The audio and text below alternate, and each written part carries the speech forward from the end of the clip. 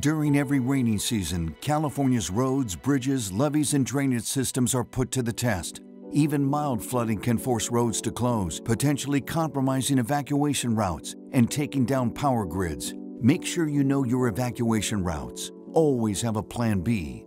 Know where low-lying areas on the roads are located and how to avoid bridges that could be compromised. If you encounter water on the road, no matter how shallow it seems, do not drive into it. More than half of all flood-related drownings occur when a vehicle is driven into hazardous floodwater. Water is a powerful force. It only takes 12 inches of rushing water to carry away a small car. Be safe. Be flood ready. Learn at floodprepareca.com.